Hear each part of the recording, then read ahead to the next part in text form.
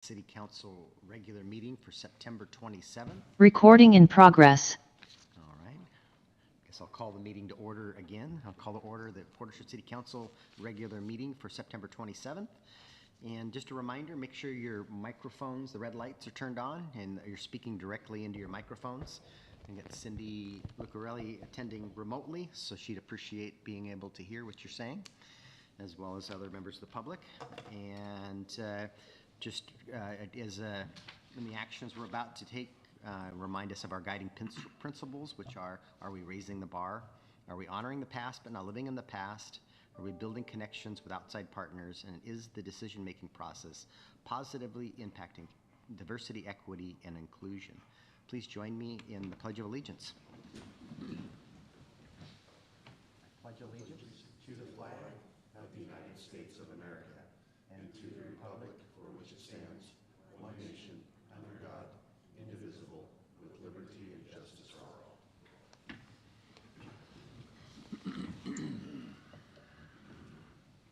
Right, we have a published agenda. Councilmember Pichardi, do you have an amendment? Yes, I'd like to move that we add under the consent agenda today an item 4F, and that would be the excusal of Councilmember Jay Rosapepe for personal reasons. Second it. Motion and a second to excuse Councilmember Rosapepe.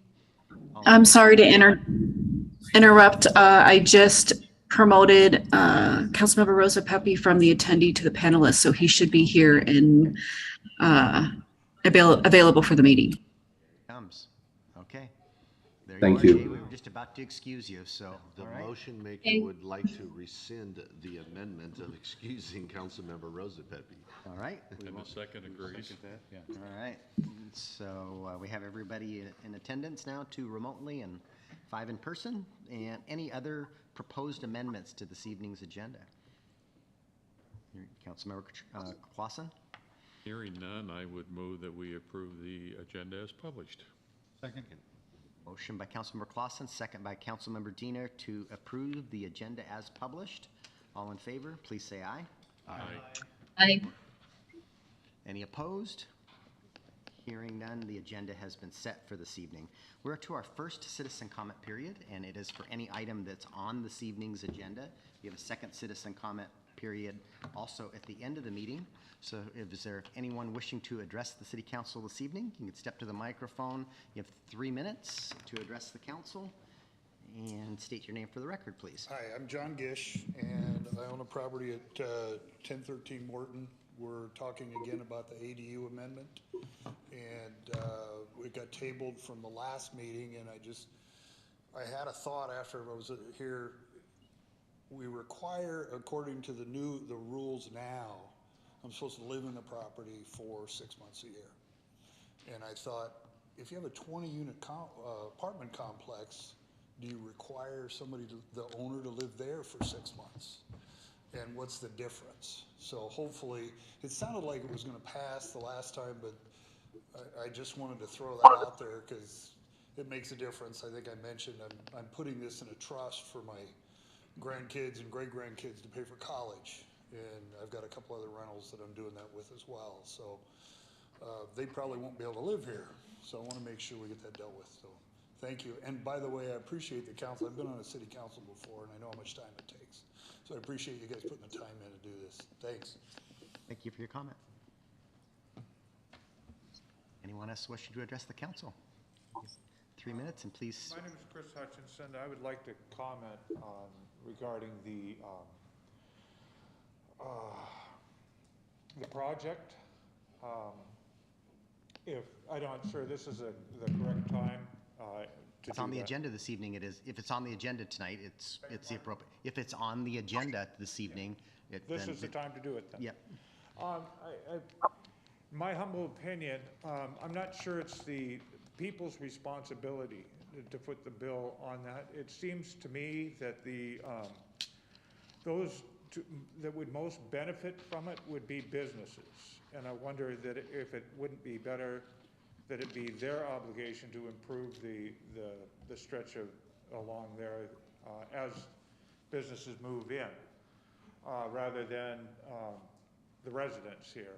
It appears from the comments that I've read thus far from other residents here that they're concerned about the economy now, and even as small as it is, that it would be troublesome for a lot of people. I would also, it appears there's 2 roundabouts involved in that plan. And those are really not a favorite amongst the people here in, that anybody that I've talked to. The 2 new roundabouts down there, well, relatively new, by the freeway, haven't received a whole lot of love from those who drive them every day. Lastly, to try and so good, I'm still within my time. Lastly, I'd like to comment regarding the fiscal program that it appears you want 1% or 1% for the first year, and then want to bring it up again for the reevaluate because you're not sure that it's that the initial tax that you're imposing or would seek to impose will be enough to finish or complete the project. Is that correct? We're not certain. You wanted to come and look at it again and to try and pick up the rest. And so in other words, you're not sure that $800,000 will be enough to cover foot the bill. It seems to me that maybe a little more time could be spent evaluating what the actual cost will be so that you can have the final cost up front, and then we can go from there. And I'll let it go because my time's up. Thank you very much. All right, thank you for your comment. Others wishing to address the council? Go ahead. You've got 3 minutes, and please state your name for the record. Hi, yes. My name's Anthony Agello, and following up with what this gentleman said, I'm not saying I'm either for or against this corridor and the project. I'm curious where the push is for this. Is this from the people of Port Orchard who really want this? That's one thing. And you talk about traffic and that being a major concern. In this day and age, a lot more people and younger people who are coming into Port Orchard are working out of home. So as far as that being a major concern, I'm just hoping this is in the best interest for the people of Port Orchard and what the people of Port Orchard want. Thank you. Thank you for your comment. Others wishing to address the council? All right, last chance. And Brandy online, is there anyone, any hands raised online?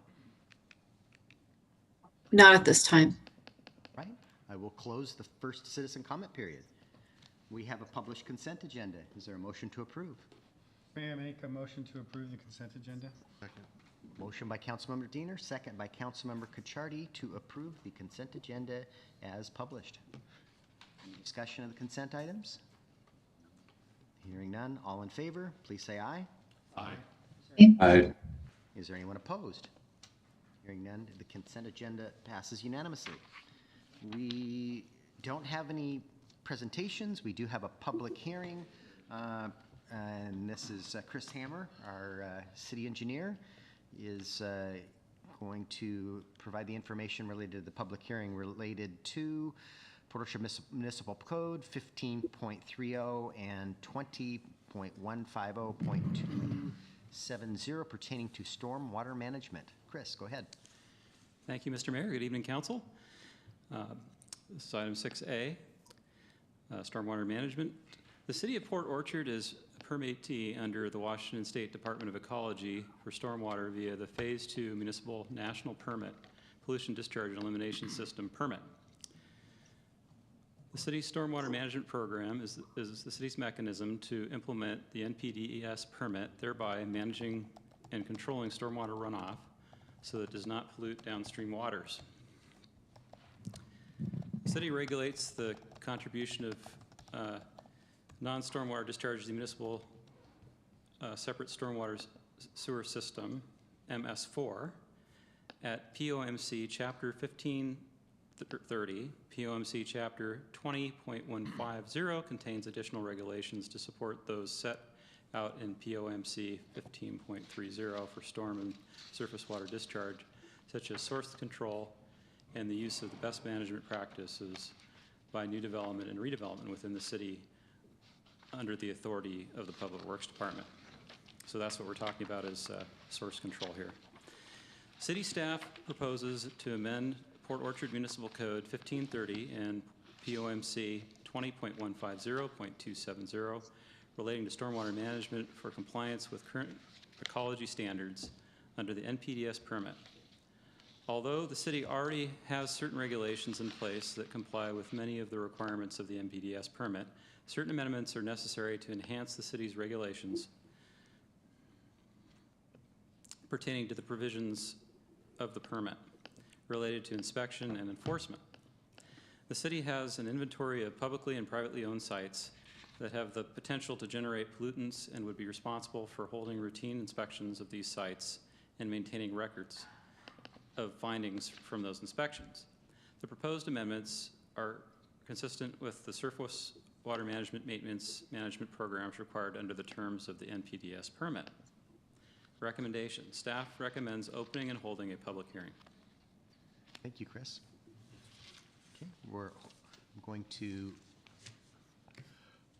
open the public hearing related to the, pertaining to the stormwater management permit. Is anyone wishing to testify on this matter?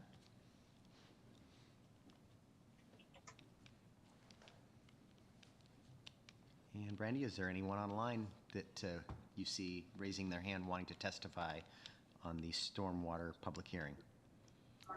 Not at this time. Okay, last call. Anyone wishing to testify on the stormwater management? I know it's an exciting topic. It is. All right, I am going to close the public hearing. We are now to our business items, the first of which is item A, the continuation of the adoption of an ordinance amending Port Orchard Municipal Codes, Chapter 20.68 and 20.38235 regarding accessory dwelling units owner occupancy. And we already have a motion and a second on the floor, and it was asked. And Brandy, could you remind us who the motion maker and the second was? Yes, the motion on the floor was made by Councilmember Clausen and seconded by Councilmember Teneri to adopt an ordinance amending Port Orchard Municipal Code 20.68 and Port Orchard Municipal Code 20.38.235 as presented at the last council meeting. Okay, and then this was asked to be continued to this evening's meeting. So anyone wishing, any council members wanting to ask questions or provide testimony in relation to the motion that's on the floor? I do. Councilmember Lucarelli, go ahead. I have concerns about removing the owner occupancy requirement. I think what we've noticed in neighborhoods is that when you have, if you don't have a balance of owners and renters, you start to have issues. Sometimes it's that conditions may not be noticed soon enough and that kind of thing. And I do think that there is safety in having the owner live at a residence where there is an ADU. So I'm in favor of owner occupancy requirement, having the owner be living in one of the units at least 6 months of the year. Okay. Other council members have, I know we got information from staff. This is really no different than a duplex, but others have comments, or Councilmember Diener? Well, I'll just add that this goes to these. Councilmember Diener, if you could just a little closer to your microphone. Oh, sure. that'd be great. I'll just add that this goes to the missing middle housing that the state has talked a lot about, and which we feel is coming in any case, and so this is just another one of the barriers that's been talked about across the nation, really, to promote more housing and more affordable housing, and so I intend to support it. And as to your point, I am on a committee with the Association of Washington City to working through a process. The state and the governor attempted to mandate this and many other changes related to single-family dwellings, as far as requiring up to a sixplex on any single-family lot. And We're not comfortable with that, those types of mandates, but it is likely that this particular issue will be coming down as a mandate from the state at some point, if not this legislative session, a future one. Yeah. Councilmember Chang? Yeah, I actually support having more units on a single family, what we now know as a single family lot. And I was trying to remember, John, maybe you remember, when the owner occupancy clause was instated, I think it was done because at that time, accessory dwelling units were considered and encouraged into single family dwelling residents. This is like maybe 20 years ago or so. And so one way that the council at the time, if I remember correctly, felt it was steering a moderate course was to ensure that the owner of a property was using it for their own use and living there. And the reason I still support the owner occupancy for ADUs is because I am concerned about, let's say, some downtown or waterfront property, we don't have that much, but more downtown, becoming more appealing to out-of-town developers who may want to put maybe an ADU and a duplex, but they may not live in the neighborhood. I'm not saying that's bad so much as that may change the character of a neighborhood where people live there. It sort of overlaps with what Councilmember Lucarelli was saying about if you have a street with higher owner occupancy, it may tend to be a little better maintained in some cases, not all cases. So I'm in the awkward position of I actually welcome people putting an additional unit on their property, but I still believe that an owner should be in one of those units. So I will be voting against this ordinance. Comments? Okay, we're going to be voting on an ordinance amending Port Orchard Municipal Code, Chapter 20.68 and 20.38235 regarding accessory dwelling unit owner occupancy. All in favor, please say aye. Aye. Aye. Okay, and against, say nay. Nay. Nay. Okay, it passes 5-2. All right, we're on to our next business item, which is item B, adoption of an ordinance amending Port Orchard Municipal Code 15.30 and 20.150.270 pertaining to stormwater management. This is the public hearing we just had.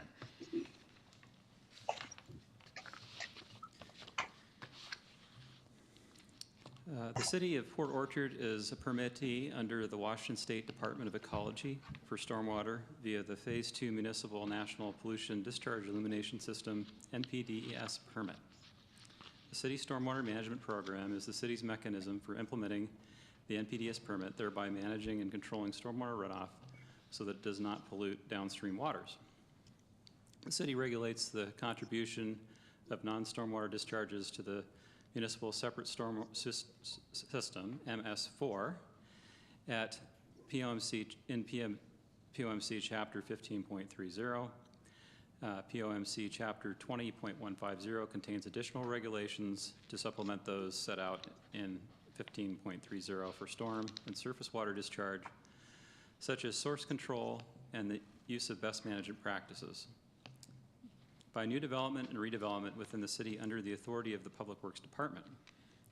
City staff proposes to amend the Port Orchard Municipal Code 1530 and POMC 20.150.270 relating to stormwater management for the compliance with current ecology standards under the NPDES permit. Although the city already has certain regulations in place that comply with the many of the requirements of the NPDES permit, certain amendments are necessary to enhance the city's regulations pertaining to provisions of the permit relating to inspection and enforcement. The city has an inventory of public and privately owned sites that have the potential to generate pollutants and would be responsible for holding routine inspections of these sites, maintaining records of the findings from those inspections. The proposed amendments are consistent with the surface water maintenance and management programs required under the terms of the NPDES permit. The ordinance provides on behalf of the City Public Works Department for public hearings and adoption. Recommendation. Staff recommends that the council adopt an ordinance amending POMC Chapter 15.30 and Section 20.150.270 pertaining to stormwater management. Chris, is there a motion? Councilmember Terneri. Mr. Mayor, I move to adopt an ordinance amending POMC Chapter 15.30 and Section 20.150.270 pertaining to stormwater management. Second. Motion by Councilmember Terneri, a second by Councilmember Lucarelli. Comments or questions for staff? Councilmember Diener, go ahead. Yeah, I think it's important to note that these changes essentially mirror what the Department of Ecology basically is expecting of cities and jurisdictions with this kind of permit, so that we're not easily challenged by both ecology and other parties. So these are good changes to make, and I think they're expected of us. Other comments or questions? Okay, hearing none, we'll be voting on the adoption of an ordinance amending Port Orchard Municipal Code pertaining to stormwater management. All in favor, please say aye. Aye. Aye. Anyone opposed? Hearing none, the ordinance passes unanimously. We're to item C, adoption of an ordinance imposing a 0.1% sales tax dedicated for transportation in the city of Port Orchard. Mr. Crocker, this is you. Thank you, Mayor, Council.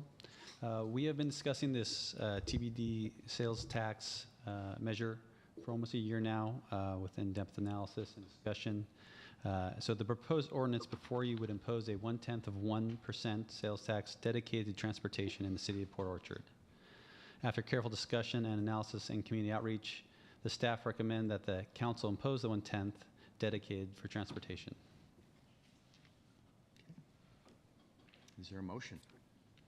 Councilmember Cacciardi, go ahead. I move to adopt an ordinance imposing of a 0.1% sales tax increase dedicated to transportation in the city of Port Orchard. Second. Motion by Councilmember Cacciardi, second by Councilmember Clausen. And just some of the public comment that we got is, where is this coming from and how did we get here? Prior to the, excuse me, the retreat where you directed staff and I to look at funding alternatives, in particular a transportation benefit district, we did a survey of our community, and the top two things that came from that survey were concerns in our community were traffic and crime. And in the next budget, we're adding more police officers, and this is the response we have. In particular, probably the biggest complaint I get, Sedgwick, which is a state highway. It's difficult for us to solve that, and Bethel. And there's 5 elements to Bethel. 2 roundabouts are going to break ground hopefully next year at Lincoln and Bethel, and Lincoln and Mitchell. And this proposed 1/10 measure will get us the design and the acquiring the right of way, so that we can, in 3 years, get to the point where we know what the cost of the project is. It's possible that this is enough money, in particular if we're able to get a grant to fully fund that segment of roadway. But at that point in time, we'll have an engineer's estimate, we'll have the project designed, and if we don't have enough, then we'll have further conversation, and it will take a ballot measure to do something more than this 1/10. So that's kind of a short story of how we got here to kind of answer the questions that were raised in public comment. So other comments or questions from council members? Councilmember Chang. I hope the rest of the council will forgive me, because we have discussed a lot of this at previous meetings, in work studies and prior meetings. So I'm going to summarize my feelings on this particular issue. I have often heard that sales taxes are regressive, and in that sense, they hit both people of all income levels equally, whether or not those people we feel those people should be taxed equally. So if you're talking about people on the poverty level as well as people above, we are hitting everyone at 1/10 of 1%. So that is the option here. But the other options were property tax, and a property tax of Port Orchard residents only did not seem appealing because a lot of people using the Bethel corridor do not live in city limits. So for me, it was not so much a trade-off, but it made sense to actually approve 0.1%. So that's why I will be voting for this measure. Comments? Councilmember Clausen. Yeah, and I totally concur with Councilmember Chang's assessment on it. I think this is the only viable option that's going to allow us to move this project forward. And certainly the next step, as you indicated, Mr. Mayor, is helping us figure out the design and the costs, which provides us an opportunity to look, excuse me, I think I'm catching what you have, for other funding that might be available via grants or something of that nature.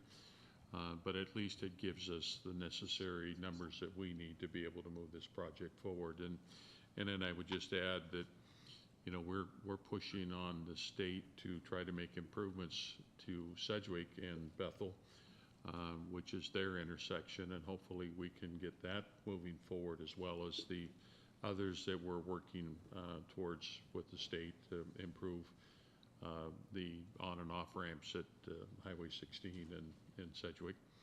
And then I would also, if I remember correctly, I believe that the county was successful in some funding to actually develop a roundabout on Lund, just a little bit to the east of Bethel Road. So a lot is going on in that corridor, and this helps us to just keep the project moving and the momentum going. So I'm certainly supportive of this. Councilmember Diener, go ahead. And I'll just add, and I know you guys are tired of hearing me say this, but you know, when I was doorbelling a year ago and talking about growth, people are concerned about growth of Port Orchard. It is growing very fast, but it's not the growth that people feel, it's the traffic. And if it weren't for the traffic, they wouldn't care about the growth as much. And so we're going to continue to see that. We're going to continue to see outside city limits grow and impact our infrastructure, and this is a good way to get some of our projects taken care of. And in speaking to those neighborhoods, they've been promised something like this for a long time, beginning when the county owned it. And so I intend to support this as well. The Councilmember Rosapepe has his hand raised. Go ahead. Thank you, Mayor. A couple points. One is, and my words may not be correct, but the money that will generate from the 0.1% is restricted. We can't spend it on anything else, and that's very important. So it's going to be up to the city to prove and do what we say we're going to do with these funds. We can't use them, and as you pointed out, Mayor, that police was our one of our first, and public safety was one of our first things from our retreat. So we don't have any other way to raise funds. Second of all, for my time on the council, one of the things that I've found out is that we have to have projects that are design ready in order to get either matching funds or other grants. And this goes a long way toward having this corridor design ready for other funds and allowing us to apply for it. The other thing is it has a sunset clause to it. I know 10 years is a long way if we don't do anything else with raising these funds, but there's at least a sunset clause. So this is not money that goes, there were 0.1% that goes on forever. We have to do what we say we're going to do with it. Sorry, a little early out here. Lastly, what Scott said and other council members have said, this Bethel corridor is probably #1 in everything that I hear. Also, when are we going to do something about it? Well, this is a step.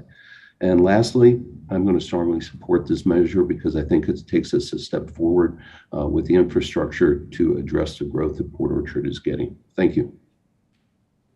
You, Councilmember Rosapepe. Councilmember Lucarelli, I saw your hand raised for a moment. Did you want to speak to this? I did, and my comment was that the funds had to be used for transportation. I think that's something the public is really interested in hearing. I also support this, and I think we need to move forward And probably this isn't even as fast as we should be, but it at least gets us going in the right direction. So I'm in favor of this as well. That's an accurate point you both made, is the sunsets after 10 years. And our outreach efforts obviously worked. We've been pushing this on social media. We've done press releases. It's good to see the public here sharing their concerns and opinions about this matter. And it was above the fold in the Port Orchard Independent last week. So, so it's not that I think we've got the word out, and which is a good thing. Councilmember Cacciardi? Yeah, I just would like to basically agree with all the other, there's not a lot of other comments out there, like we've been discussing this for months, but I just wanted to reiterate the fact that, you know, in listening to our city, this is a direct reaction to the surveys we had about traffic. Number one, in sitting down and looking at, you know, the enormous cost and timeline that it takes to complete projects like this, is what's the best way to go about this? In our city, although it's growing, it's still a small city, right? If we have 16,000 people here, and what it would cost those 16,000 residents to fund the ongoing growth is pretty enormous. And so this council took a step back and looked at this solution, because there's literally hundreds of thousands of people that come and spend money in Port Orchard that are using this very same infrastructure. And so we thought that this was the most equitable way and the best way for our residents to help fund a project of this enormity, is that we're reaching out to all the users of this infrastructure to help support the cost of it over time. And that's why we believe it's not only best overall, but it's certainly best for our city. So I'll absolutely be supporting it as well. Any last comments? I'm the only one that hasn't commented yet. I'll agree with what all the councilmen have said here. You know, it is a small city still. I'm not a fan of tax increases anywhere along the line, but in order for us to do this and not affect our citizens to the enormity that it would take to accomplish this project by ourselves, to get the rest of South Kitsap and all the users to pay a small amount on the purchases that they purchase here in the city and on the Bethel corridor, I think it's a great use of our resources. All right. Any last comments? Mayor, just as a reminder, I think, for the community, if you're not aware of it, and I read one comment regarding the price of gas. Well, sales tax isn't applied to gasoline, so it won't affect the price of gas any, and also it's not applied to food, so it's not going to impact your grocery bill. So I just wanted to share those 2 points. Good points. All right, you'll be voting on an ordinance imposing a 1/10% sales tax dedicated for transportation in the city of Port Orchard. All in favor, please say aye. Aye. Aye. Is there anyone opposed? Hearing none, the ordinance passes unanimously. So Chris, get designing that road.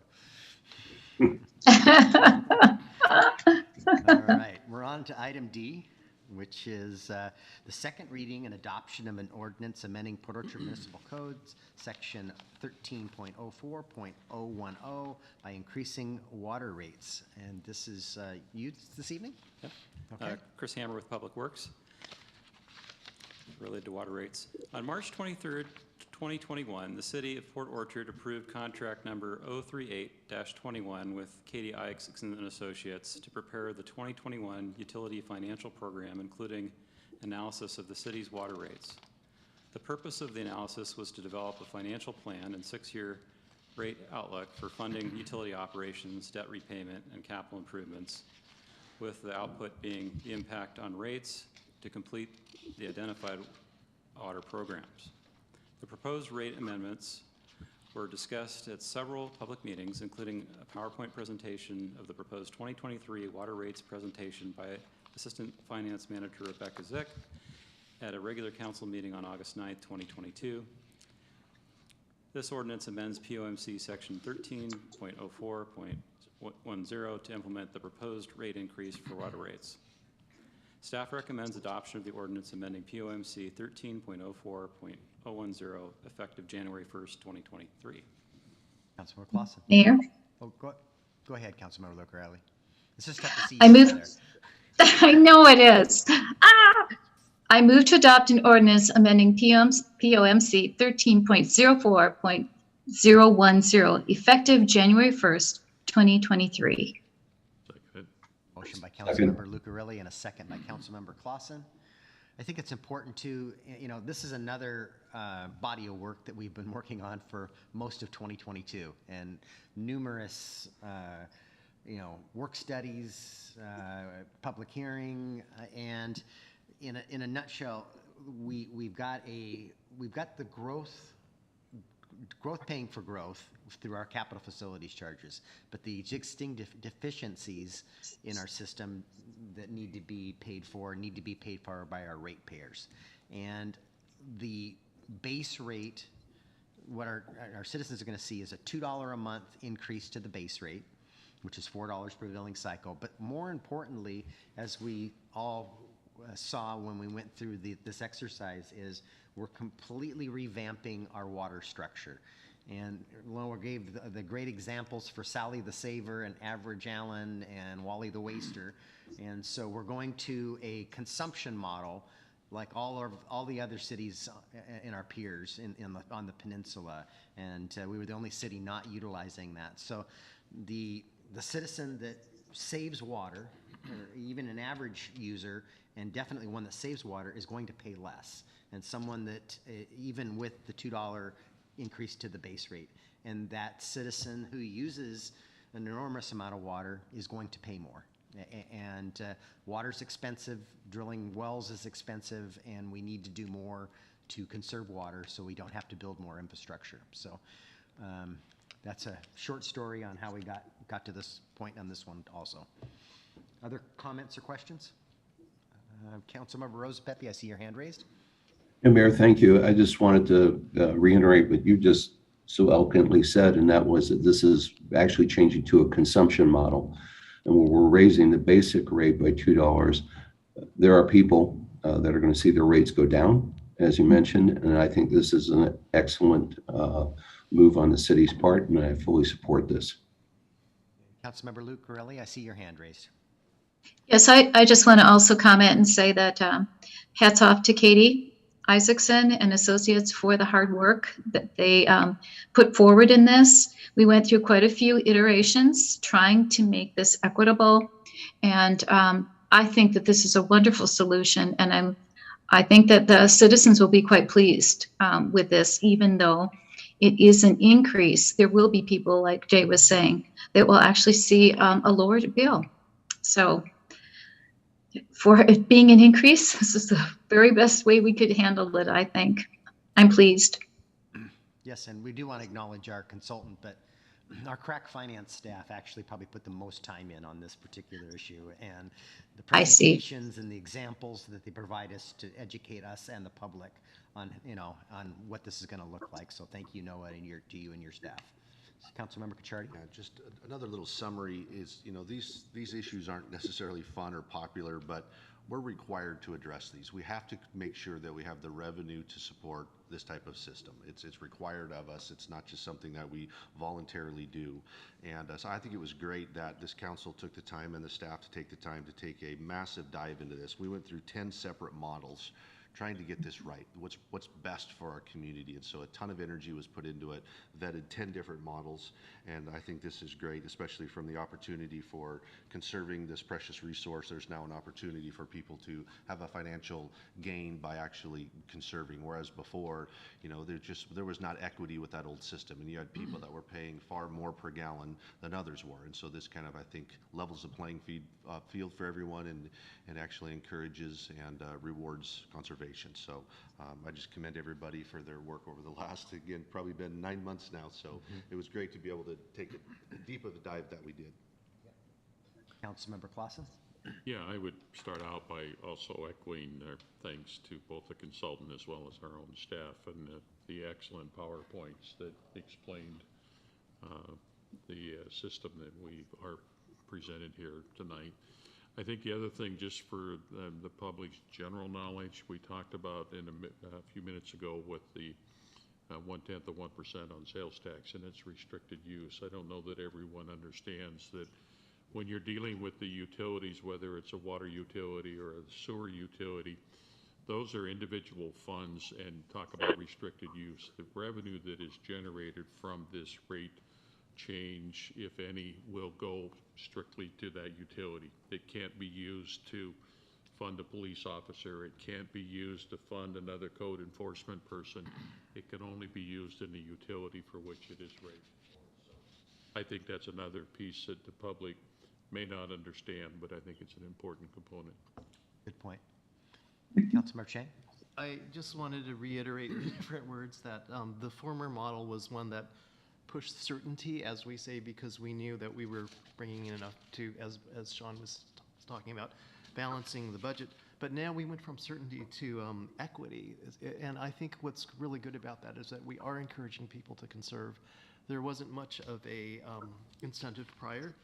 And I really did like this presentation that Noah's department did. I remember that 3 gallons cost 1 cent. So when you think about the dollar of water that you're buying from a vending machine, and you could get 3 gallons of Port Orchard water for a penny. I thought that was very memorable. And what's also interesting is that there were certain portions of the rates where it wasn't completely intuitive. There are, for example, with, I think was it Sally Saver or Susie Saver? Sally the Saver. Okay, if she was under 1,000, it would be lower, and if she was over 3,500. But in between, it was interesting that the savings were not uniform in that sense. But overall, I think it is probably, there probably is no perfect billing system, but it is a much better one than I feel we had prior. Points. Anyone else? All right, you'll be voting on the adoption of an ordinance amending Port Orchard Municipal Code, Section 13.04.010, increasing water rates. All in favor, please say aye. Aye. Is there anyone opposed? Hearing none, the ordinance passes. I kind of have to pause there and wait for those the online folks. To item E now, adoption of an ordinance amending the 2021-2022 budget. Mr. Crocker, this is you. Thank you, Mayor, Council. Business item 7E is intended to amend our current biennial budget. This is truly a cleanup effort again as we approach the end of our year, but I'll go through it real quickly so everyone's tracking. The first fund we are amending is Fund 109, our real estate excise tax fund. In our current budget, we have committed $116,000 to come from REIT 1 towards our transportation improvement plan 1.8 and 1.9 for Blueberry and Salmonberry. And with this amendment, we are reallocating, we are reauthorizing that for REIT 2 rather than REIT 1. REIT 2 is a more restricted revenue source, but this would be appropriate for it. And our REIT 1 is a funding source we need for additional acquisitions of right-of-way. So to better utilize our REIT 1 funds, our REIT as a whole, we want to move those $116,000 of authority from REIT 1 to REIT 2. The second amendment for Impact Fee Fund 111 is that the school impact fee revenue has come in higher than we anticipated. So again, this is just pass through. We receive the revenue and then remit it to the school district. So we're increasing it to ensure we have adequate expenditure authority. Fund 111 and Fund 411, 413, and 414 are all related. And these are all related to debt service payments coming due in October for our Well 13, Well 11, and additional payments we've been making out for McCormick Land Company as well as the McCormick Reservoir. Again, those two last items are tied to billing activity, and as connections are made, we are obligated to make certain payments out. Again, billing activity has been high, and so there's been additional revenue and expenses coming in higher than we anticipated. So this is just to true that up as well as true up our actual debt service payment for 414. The last one is a modification to our Exhibit A, our personnel table. As the mayor mentioned, we are separating the title of Public Works Director and City Engineer. So now we will have a standalone Public Works Director title, and we have added a City Engineer position to our personnel table. With that, happy to take any comments. Otherwise, I'd recommend that Council move forward and approve the budget amendment. Councilmember Clausen. Mayor, I move to adopt an ordinance amending the 2021-2022 biennial budget as adopted by ordinance number 035-20 and as previously amended. Motion by Councilmember Clausen, a second by Councilmember Cacciardi. Any questions of Mr. Proctor of these amendments? Seem pretty straightforward. Hearing none, you'll be voting on the ordinance amending the 2021-2022 biennial budget. All in favor, please say aye. Aye. Aye. Anyone opposed? Hearing none, the ordinance passes unanimously. All right, we're to item F, adoption of an ordinance reauthorizing the separate position of city engineer and establishing general rules, duties, and qualifications. Ms. Lund, this is you. Thank you, Mr. Mayor. Good evening, council. As just stated by Mr. Crocker, this ordinance for your consideration tonight is just to formalize that city engineer position. It's already separated the municipal code for the public works director and for the city engineer. Via an ordinance in August, the council created the public works director position so that we could recruit for that position. This now would create the position, duties and qualifications of city engineer. So ordinance is proposed for you tonight to reestablish the separate city engineer position, the duties and responsibilities, and the attachments. Councilmember Diener, go ahead. Mr. Mayor, I move to adopt an ordinance reestablishing the separate city engineer position and establishing general qualifications and duties for the position. Seconded. Motion by Councilmember Diener, a second by Councilmember Terneri. Any questions? This is really creating a position and the job description, and then the next item is actually the appointments of those positions. All right, I'm seeing no questions, so you'll be voting on the adoption of an ordinance reauthorizing the separate position of city engineer and establishing the general duties and qualifications. All in favor, please say aye. Aye. Aye. Is there anyone opposed? Hearing none, the ordinance passes unanimously. We're to item G, adoption of a resolution confirming appointments of code enforcement officer, public works director, and city engineer. Thank you. Port Orchard Municipal Code, Chapter 2.08 empowers the City Council to confirm mayoral appointments to several positions before the appointments can become effective. Due to employee departures, the city has recently concluded recruitments affecting some of those appointed positions. First is the Code Enforcement Officer. The position was vacated in July 2022. The city recruited and hired Christine Civiletti, who started her first day yesterday as our new Code Enforcement Officer. As we've been discussing, the Public Works Director City Engineer position was vacated. After a competitive process, the city selected an internal candidate for the role of Public Works Director. Current Operations Manager Tony Lang is the mayor's appointment to the position for the role of Public Works Director pending your confirmation. This leaves vacant the role of city engineer, which is also provided for separately in the municipal code and your actions earlier tonight. Fortunately, the city also has another qualified candidate for that position, an internal candidate, and the mayor is requesting to promote current assistant city engineer Chris Hammer to the position of city engineer. So the attached resolution confirms those appointments and their effective dates. Councilmember Cacciardi. I move to adopt a resolution confirming the mayor's appointments to the positions of Code Enforcement Officer, Public Works Director, and City Engineer. Seconded. Motion by Councilmember Cacciardi, a second by Councilmember Clausen. So I'd just like to speak to the process a little bit here that we went through. As you know, Mark Dorsey was our city engineer and public works director. And with the growth in the city, I felt, well, our next public works director could have been engineer. I felt that because 25% of our workforce is the group of individuals that work out on the streets every day, working on the sewer and water utility in our streets. And so it was most important to me that this individual have strong skills in public work and in relationship to the Public Works Department and the duties that they perform out there. I am thankful we had 12 applicants for our position. We interviewed 6 finalists, and Tony was by far our top candidate. And I'm thankful that we have trained Tony Tony came to us from waste management as a garbage truck driver. He was a laborer in the Public Works Department. He went back to school, got his associate's degree, and then he became our foreman, and then he became a manager out there, and then he went and got his bachelor's degree. So Tony has been very dedicated to improving himself and growing as an employee, and I couldn't be happier for you, Tony. You really earned it. So, and then Chris Hammer, our assistant city engineer.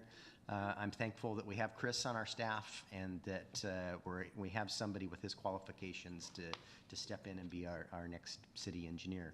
And I haven't met Christine yet. She started yesterday, so I'm sure that's on my calendar in the next day or two. So I'm happy to have our new code enforcement officer, so we can get back out there dealing with some of those nuisances out in the community. So, questions of me?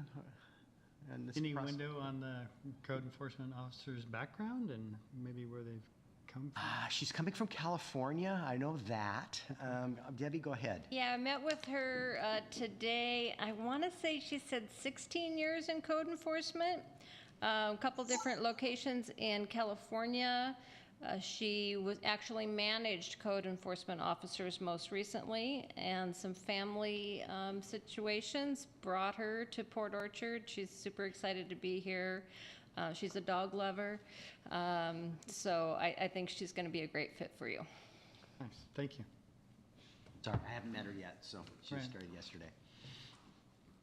So, but I do meet every employee, and HR has it's gotten so bad, and we've grown so much that unfortunately they've had to make me a cheat sheet with pictures on it, so I'm not calling people "Hey you" out in the hallway. So that's my secret. But all right, any other questions of me? All right, you'll be voting on adoption of a resolution. Resolution. Jay, do you have a question? I'm sorry. No, actually, I had a comment. Thank you. One is, we keep talking about Port Orchard being a city where people want to come to work and stay here. And I'm really happy to see both Tony and Chris essentially get promotions because we've seen their work over the years. And I'm very pleased that they've applied and were selected for these positions. So thank you. That's right. I believe we call ourselves an employer of choice. And so thank you for pointing that out, Jay. So you're about to vote on a resolution confirming appointments of code enforcement officer, public works director, and city engineer. All in favor, please say aye. Aye. Aye. Is anyone opposed? Hearing none. Congratulations, gentlemen. We're to item H. Adoption of a resolution approving agreement with Washington State Department of Transportation for road maintenance costs due to the Washington State Department of Transportation required detour. Mr. Hammer, go ahead. Thank you, Mr. Mayor.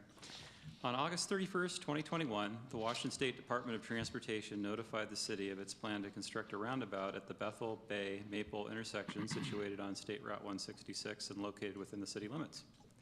To facilitate the construction, WashDOT requires a detour to divert traffic away from the project onto other city roads and streets. Staff and WashDOT anticipate that because of diverting traffic to these roads, the city may incur additional maintenance expenses. WashDOT proposed an agreement entered pursuant to the Interlocal Agreement Act, Chapter 39.34 of the RCW, to memorialize the need for a detour and the allocation of associated maintenance costs to WashDOT.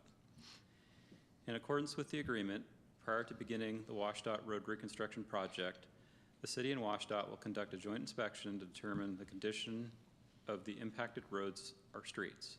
Upon completion of WashDOT's project, the city and WashDOT will again conduct a joint inspection to determine the changes to the condition of the roads that may have been caused by the detour. Pursuant to this agreement, WashDOT agrees to reimburse the city for additional maintenance expenses due to the detour of vehicles from the WashDOT project. Staff recommends that the City Council adopt a resolution authorizing the mayor to execute contract number C100-22 with Washington State Department of Transportation for impacts to traffic detours during the Bethel Bay Maple Roundabout construction project. Councilmember Diener. Mr. Mayor, I move to adopt a resolution authorizing the mayor to sign contract number C100-22 with the Washington State Department of Transportation for traffic detours and associated impacts during the Bethel, Bay, and Maple Roundabout construction project. Seconded. Motion by Councilmember Diener, second by Councilmember Trenary. Any questions for Mr. Hammer on this, our city engineer? I do have Mayor? a question, actually. Go ahead, Councilmember Pepe. And then I'm sorry, I was just curious what the, if there's been a revised timeline for this project? I don't think we've gotten anything recently on that. I think they're on their original timeline, and I think it's within a few months from now. They're planning to get started. I know our crews have been out doing some. Do you think preliminary it'll work. break ground this year? That's my recollection. Okay, Oh, all right. The question for you, Chris, is are they helping educate the public about the detour? Because this is a very inconvenient detour.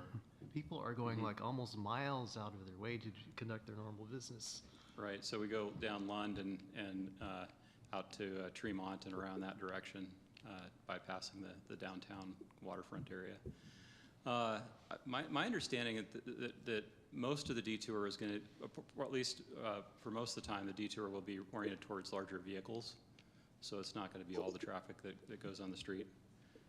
So it's your understanding they're not necessarily closing it, it's just Yeah. we're accounting for that because it's under construction, there's going to be backups and likely people. Well, I think are they're planning on an actual truck detour. a truck detour. Yeah. Yeah. Okay. That's right. So it's not a passenger car detour? Well, and then you have to account for the fact that, you know, there will be delays and people will probably go around on their own, given that the detour signs will be up. Guess unless you want to look at the construction, it's best to avoid it. It's probably faster to drive around and avoid it. Councilmember Clausen? Yeah, Chris, do we have any kind of a timeline as far as duration of this project? How long it's going to take? You've seen? I don't have that information. Okay. It's Typical going to road. be more than a weekend, I can tell. I bet it's 9 months to a year. All total, the typical road project. My recollection that they were going to keep one lane Yeah. Single moving, lane alternating traffic? alternating traffic, yeah. At the end, it'll be better. Councilmember Chang? I just need to remind the public and council that I am a WashDOT employee, but I do not benefit any way personally from this ordinance. However, if anyone would like me to recuse myself, I would be happy to recuse myself from the vote. You haven't been successful in this yet, but we'll ask. All Anyone wishing for Councilmember Chang to recuse himself because he's a WashDOT employee, not on this, One of not these working nights on this I'm going project. to ask for it just so that we know that it works. Get it over with. Yeah. All right, I'm hearing no one requesting your recusal. All right, you'll be voting on the adoption of a resolution approving an agreement with Washington State Department of Transportation for road maintenance costs due to the WashDOT required detour. All in favor, please say aye. aye. One opposed? Hearing none, the resolution passes. We're to item I, approval of the September 13th, 2020 City Council meeting minutes. Mayor, Councilmember Clausen, go I ahead. move to approve the minutes of the September 13th regular council meeting. Second. Motion by Councilmember Clausen, a second by Councilmember Cacciardi to approve the meeting minutes for September 13th. I believe I'll have one recusal or abstention, I'm sorry. Abstention. And any modifications to these minutes? Hearing none, all in favor of approving the minutes, please say aye. Aye. Any opposed? And one abstention. All right, we're to our discussion item. We had so much going on at the last council meeting, I missed something. So Brandy, if you could bring up there's a feature wall, and I'm going to show you guys a video here in a few minutes that BCAT did that I think is just really cool. But so the feature wall, and I think if you slide down a little, so have you guys seen the wooden carved contour maps? This is proposed to be a 2-story contour map on that feature wall that you'll see from first and second floor.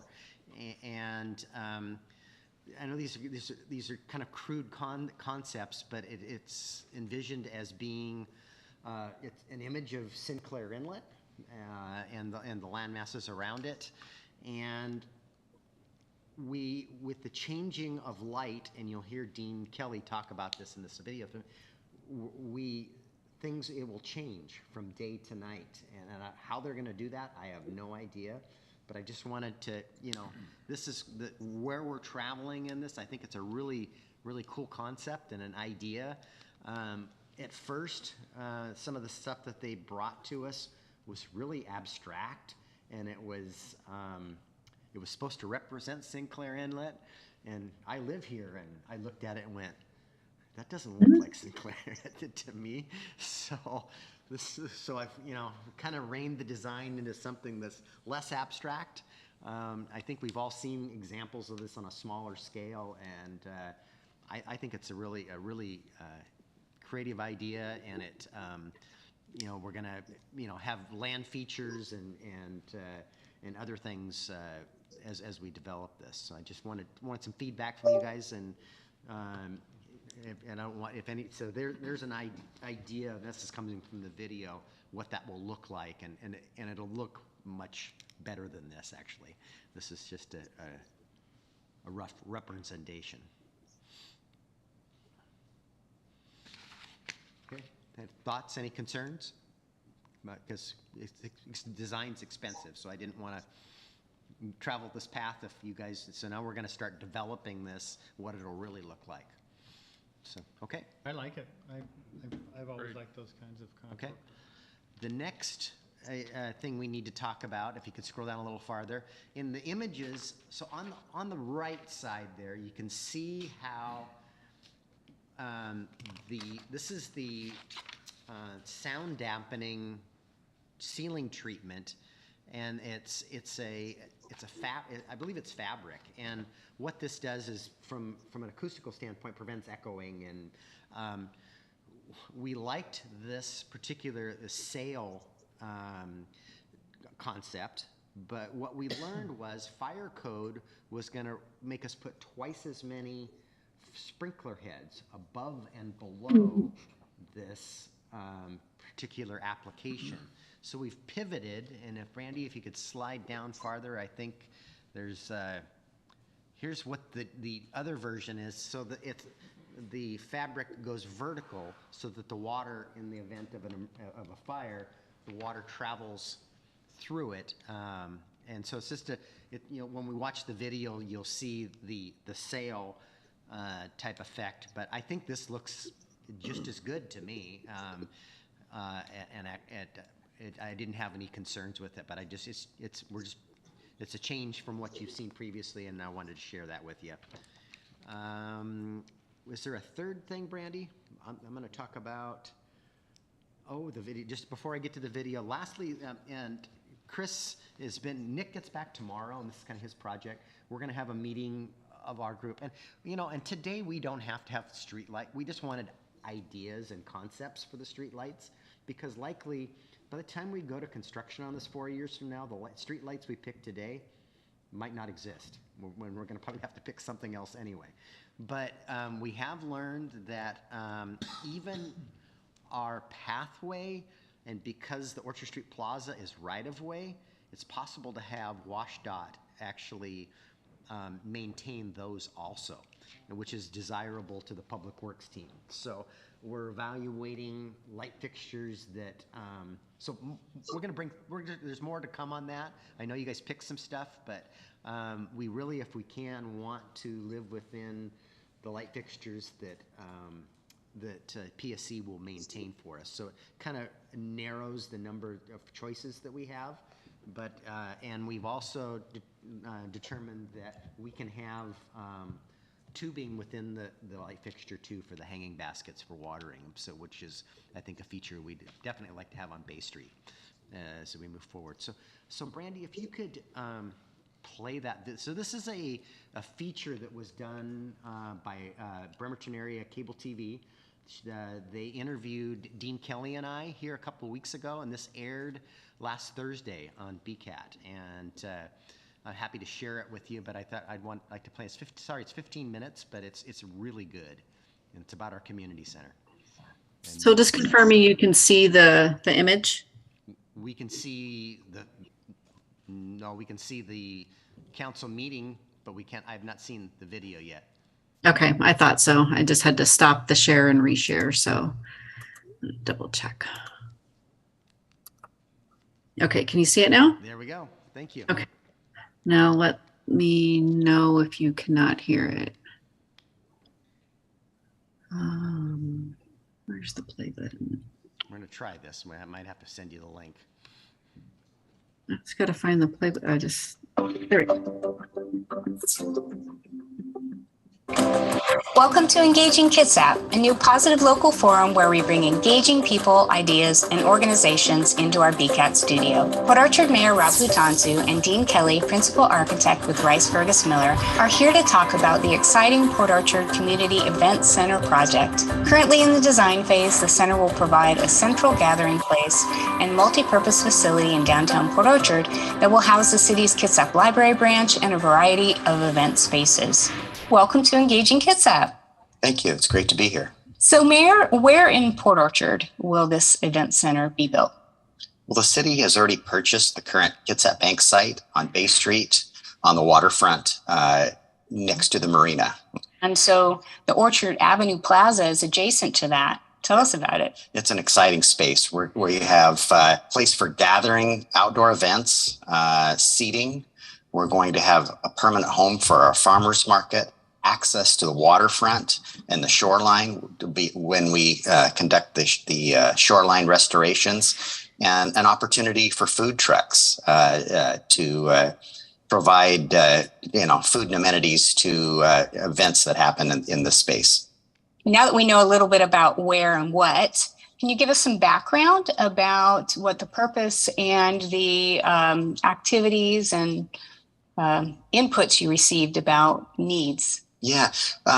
Early on in this process, there was a campaign called Imagine Port Orchard, and an extensive amount of outreach to the community. So we gathered their input on what they wanted to see in an event center in our community. And what we heard was the need for meeting and event spaces, someplace that, a service club could have their fundraiser, the wedding venue, and of course, we have a need for a modern and new library on our downtown. So that's another thing that our community asked for in this public process. In looking at the maps of the area, the surrounding areas, this is going to take a lot of collaboration, isn't it, with a lot of different agencies? Absolutely. We've got the Port of Bremerton and their marina there. They and DNR control some of the property that we're going to be using for the Orchard Street Plaza. Of course, we have Kitsap Bank and their new corporate headquarters that'll be built next door. We have the library as an obvious partner in this process. And of course, then we also have the state of Washington, and Bay Street is a state highway, and we intend to rebuild Bay Street also. Lots of coordination. Yes. Nice. Well, Dean, so you're going to share with us some of the architectural details for the event center.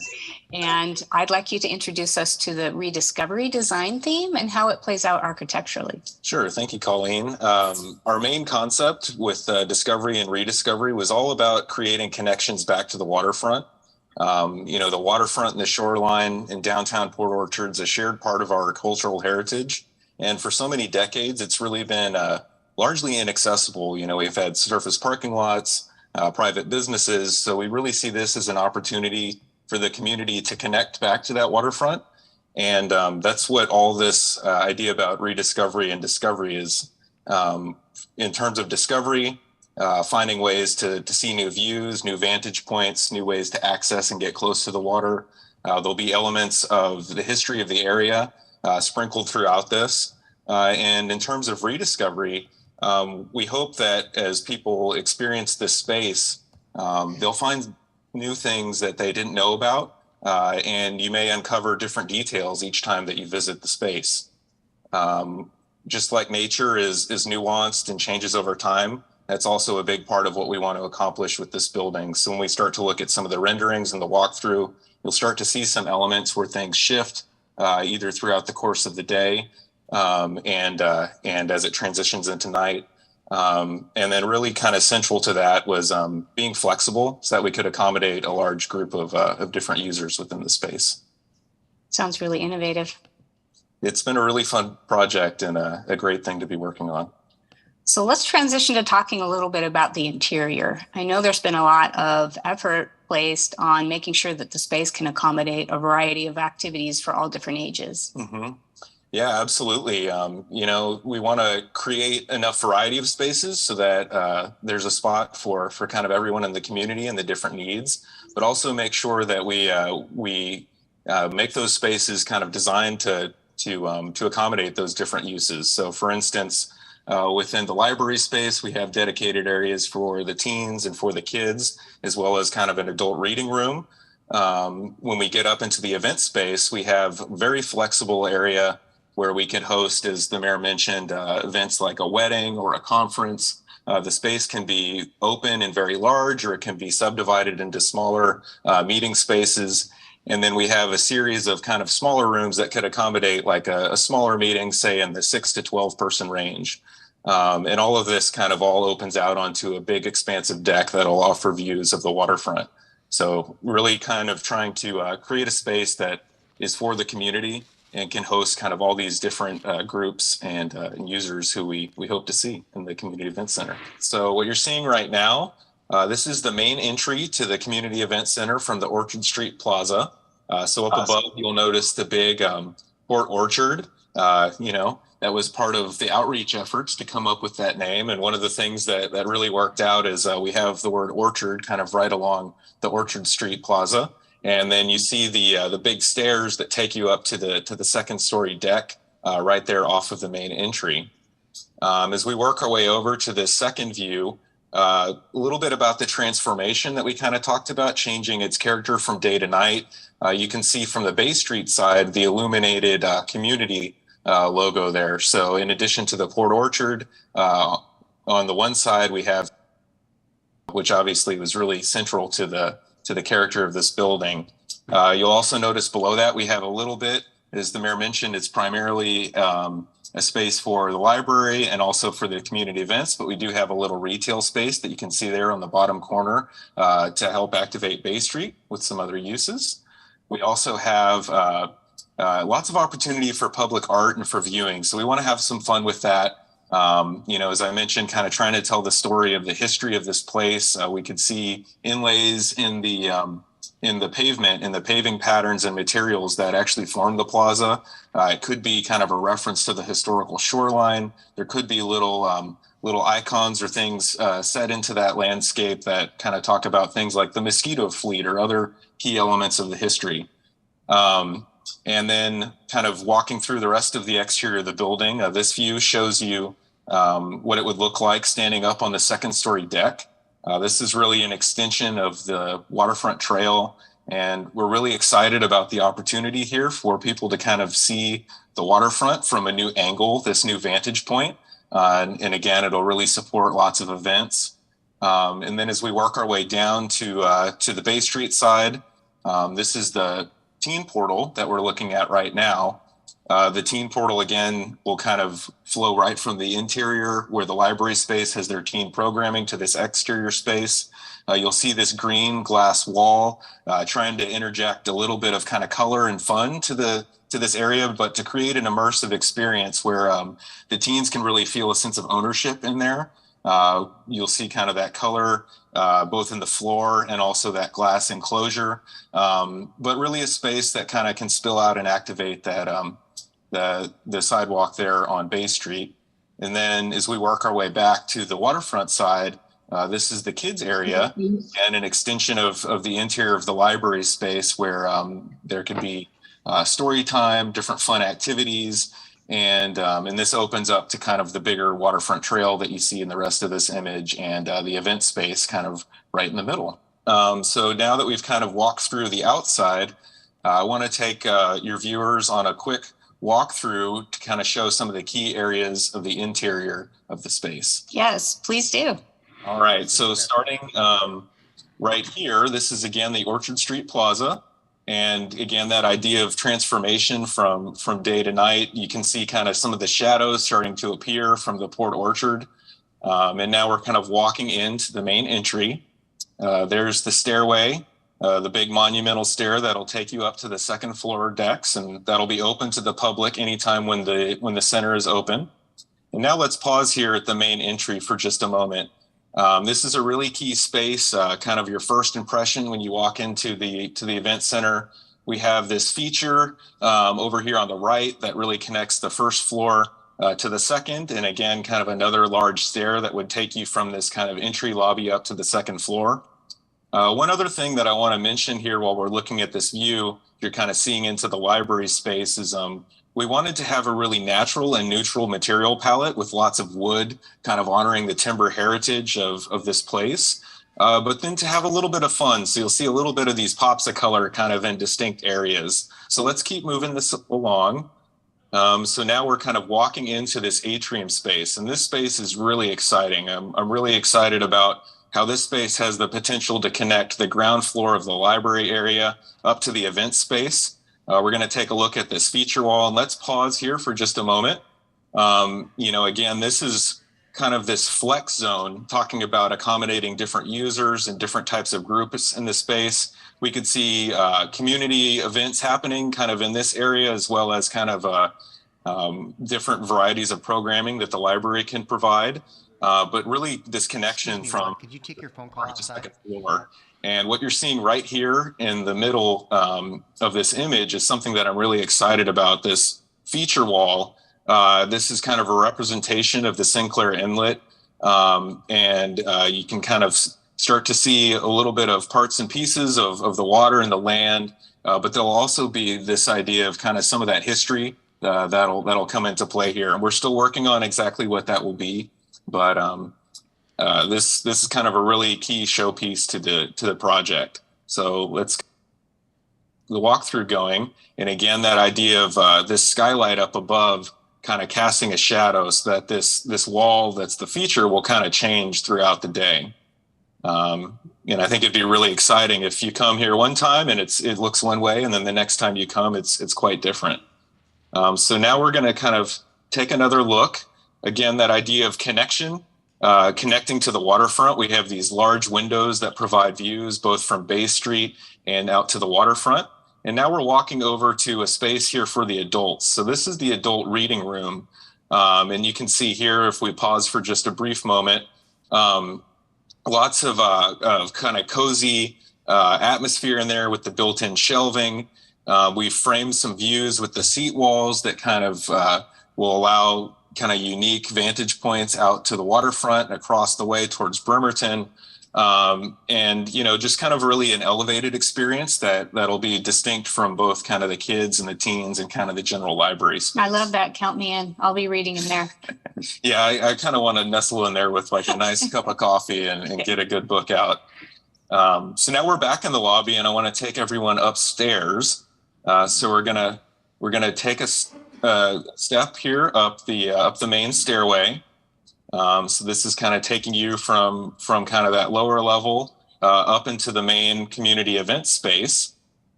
So when we get up here to the top, again, you'll see kind of some of those screening elements that connect from floor 1 to floor 2, and then those big expansive views that again connect Bay Street right out to the waterfront.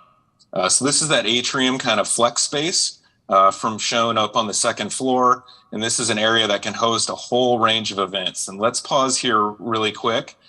This is kind of our main event space.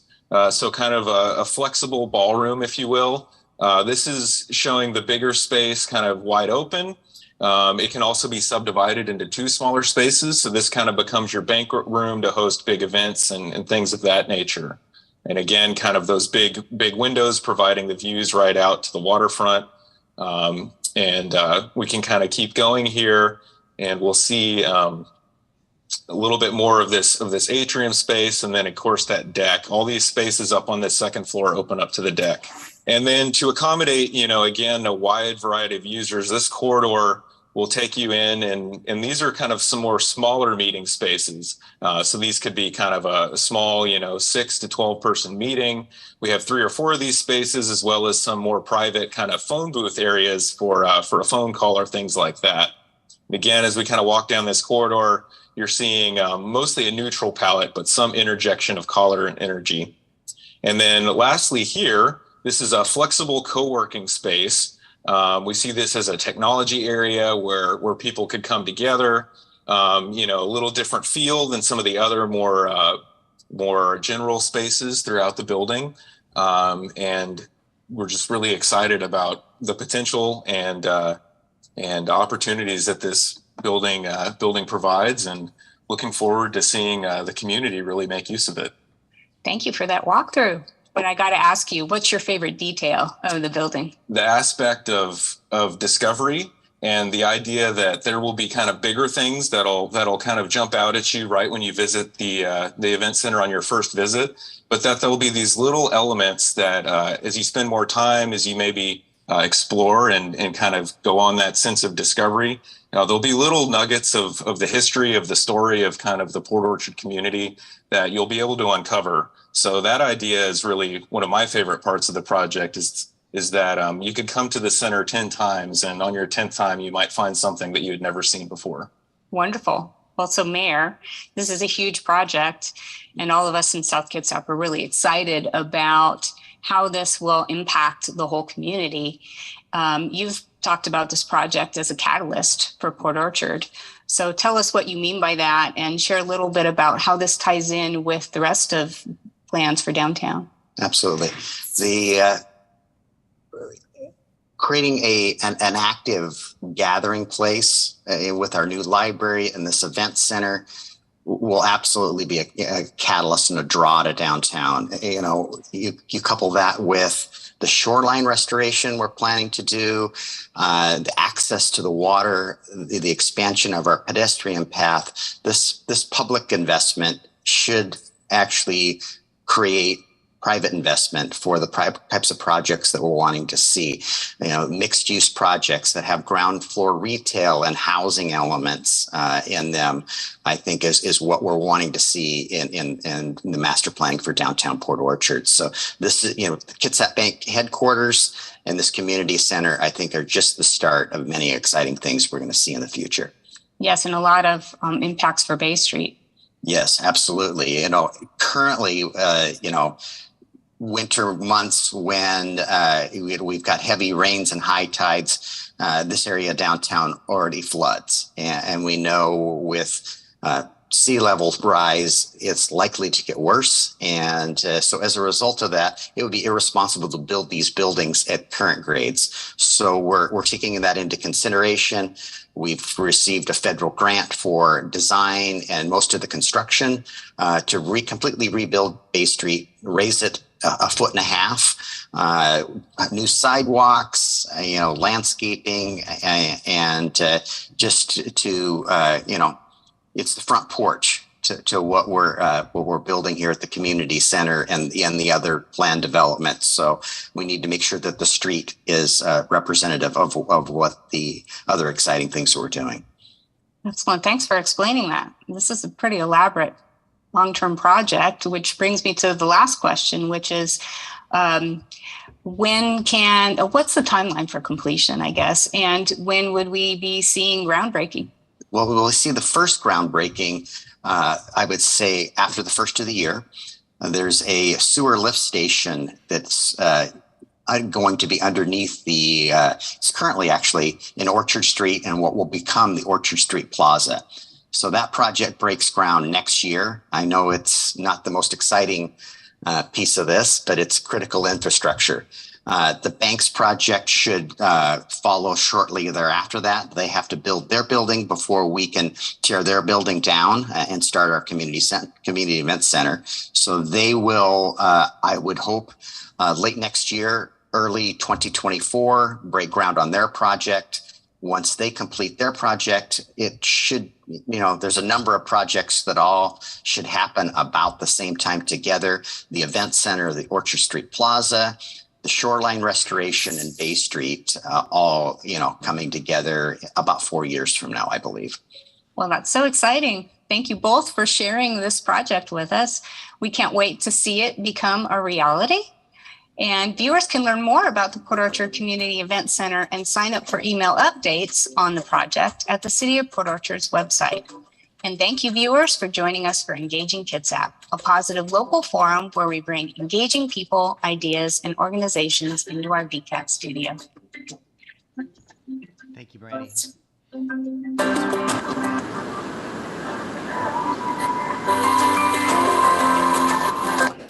There we go.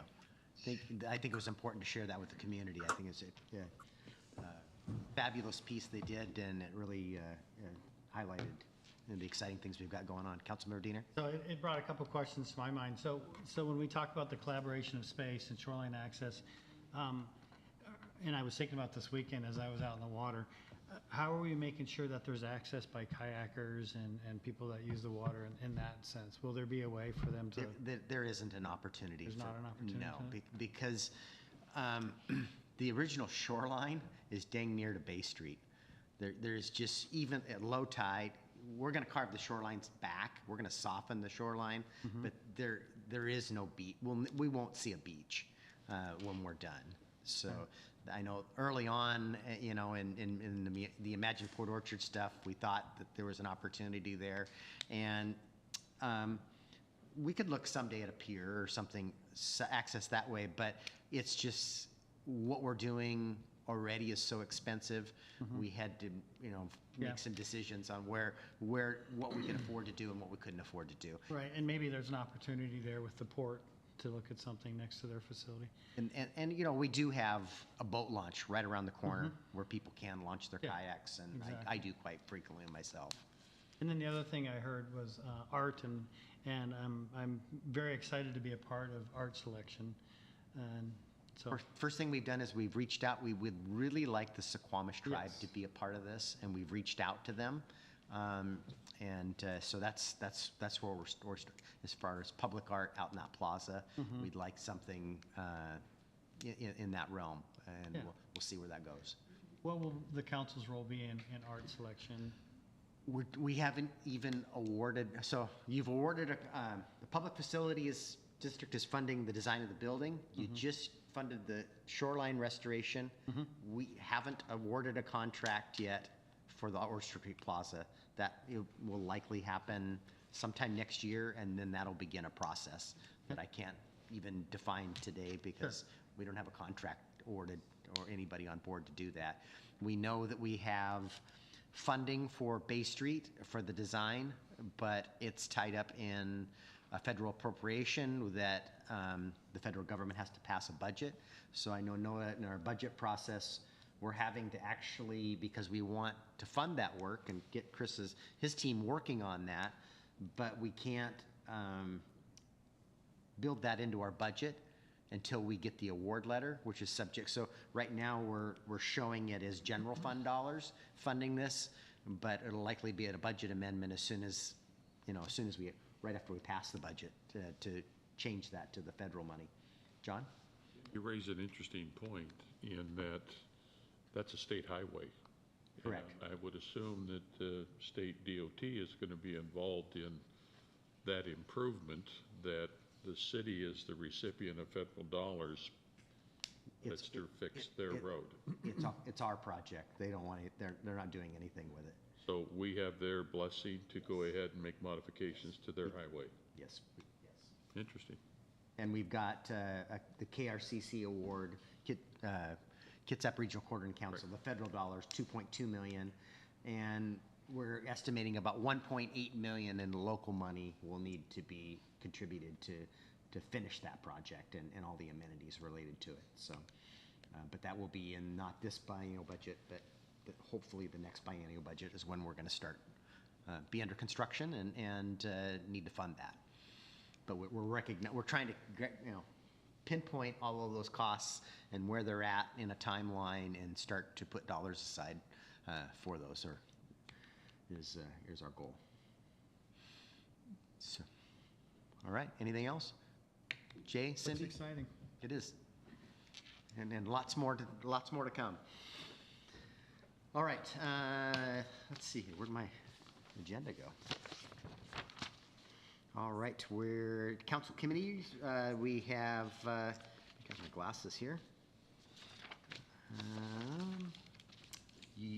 Economic Development Tourism, looks like you don't meet until October 17th. You didn't meet this month. Correct. Utilities is October 11th. I don't believe you met this month. And Finance didn't meet in September. I see they meet October 18th. So we're getting through these pretty quick. Transportation did meet this evening. Councilmember Chang, do you have a report? Yeah, we heard about a few items from Chris. One of the most intriguing ones is something called Edgeline Roads, which is sort of dotted lines on a road to provide for bike lanes on both sides. So it's something that is intriguing. It'll need a lot of education because people may not be used to thinking of roads where you drive over the dotted lines if there's a bicycle there. It looks like it can work, but it's also something that I'd never seen before. And there were some. In essence, it's a painted, dedicated bike lane, and so in these residential areas where you don't have a lot of traffic, that it's a one-lane road that you would pass each other on, and we're dedicating a portion of the road with paint to a bicycle lane. Port Townsend has got some that they've implemented. And there were updates.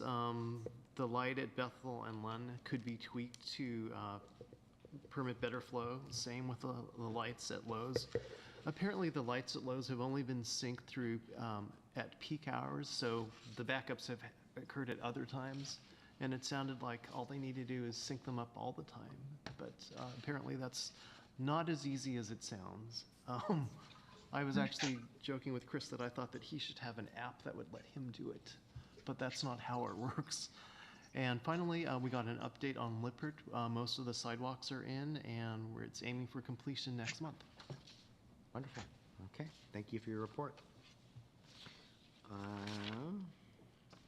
Next, that was transportation. Chimes and lights. Do you have anything to report, Cindy? Just that we are going to have a pet parade this year. We're going to have some Irish, Scottish dancers. Things are moving into place quite quickly. And we've been selling trees already, so it's very exciting. Land use, don't believe you met. I see you meet next October 19th. And lodging tax. Yeah, our committee's meeting October 5th, 3 to 5 p.m. We've got applications in, so we'll start diving into those and start formulating our recommendations to bring to the full council. So, and Noah and I have been, and as far as the work we're doing in the budget there was $100,000 budgeted for to be allocated this year. We didn't spend hardly any money during the pandemic, so there's currently $300,000 sitting in the account. And the budget that we're developing, ultimately, you guys will need to bless that. We're proposing to take $100,000 from that. I know I'd been talking about carving annually a portion of the allocations, but we thought, since there's excess funds, not to do that at this time, possibly in the next budget, and we message that through this process and the next process, and that we would take a chunk of money out of the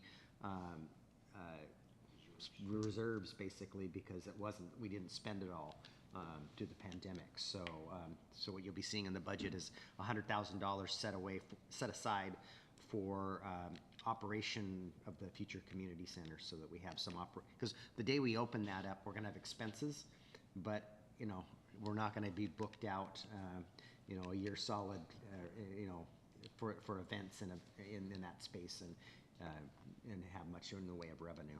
So just the thought there. Sewer Advisory Committee, I see that's October 5th. And tagging onto that, I'll hand this to Tony and he can get it to Jackie and to get it to Randy.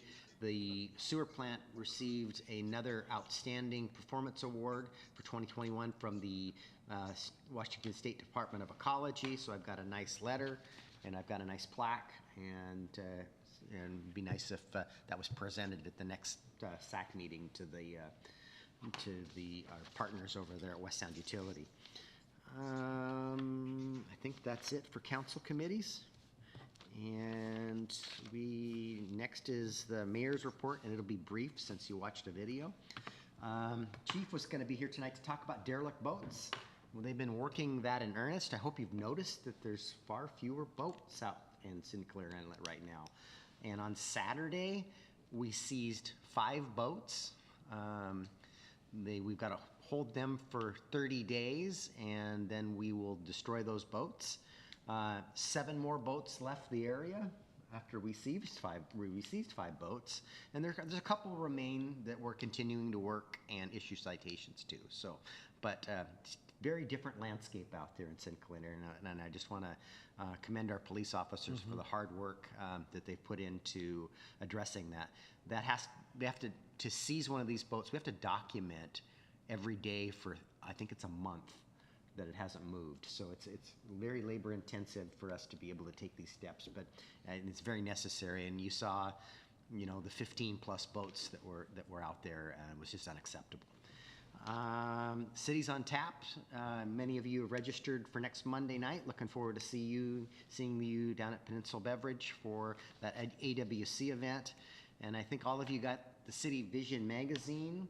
And inside the front cover there is a fabulous article by the president about sustainability. I recommend that you read it. It's a required reading. The test. And that ends my mayor's report. So let's see here. We are to department heads. Should we call on Tony first, since he's a brand new public works director? What do you got for us for it? Thank you, Mayor. Appreciate the kind words earlier. I appreciate that, and I appreciate my coworkers and to council for supporting me these last 12 years to get to where I'm at this point. So, just to fill you in on some things Public Works is working on. We got flushing going on this week in the city, and then McCormick Woods will be next week. City striping has been completed for the year. Thermoplastic application is done. You've probably also noticed the South Kitsap Boulevard Jersey barrier diversion that was through there has been removed and thermoplastic has been laid down. The Eldon Trails SCADA upgrades have been completed. You approved the bypass pump rentals a month ago. So that's up and running, no issues there. We're going to continue to do some paving and crack sealing while weather allows for the next 2 or 3 weeks. We did rent a skid steer that works with our grinder attachment, so we'll continue to do that until we get some inclement weather. And then the washed out hydrant removal hopefully will be completed here in the next couple weeks, so we get that agreement with them behind us.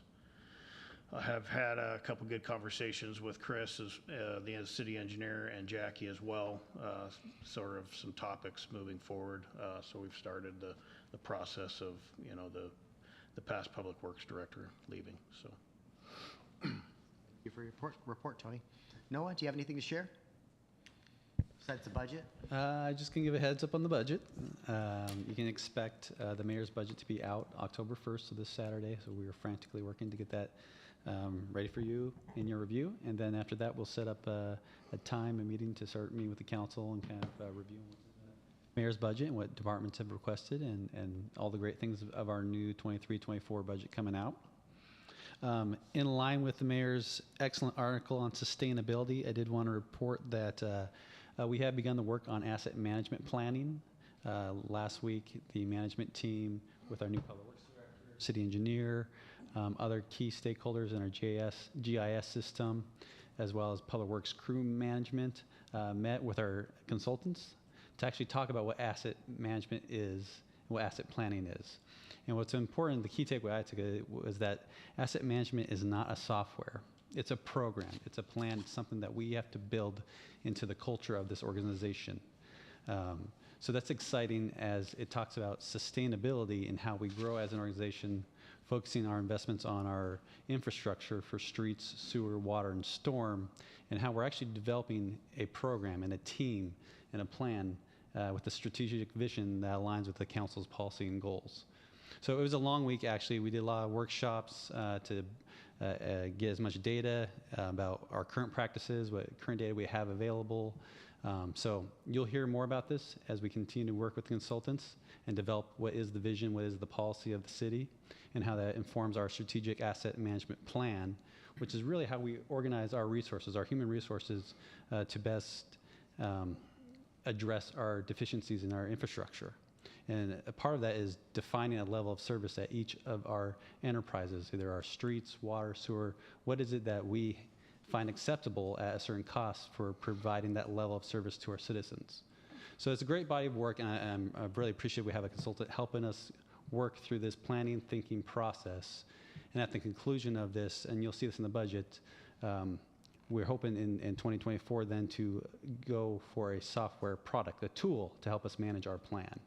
And so that where this will all culminate in a new culture in our city about focusing on our assets and how we manage it, and using tools to gather data and inform and provide a better level of service. So exciting stuff, long week, and I think Tony would agree, it was a lot of meetings talking about stuff. But so I just want to give you a heads up, you'll see more of asset management planning. And again, since the mayor mentioned sustainability, it was a perfect alignment.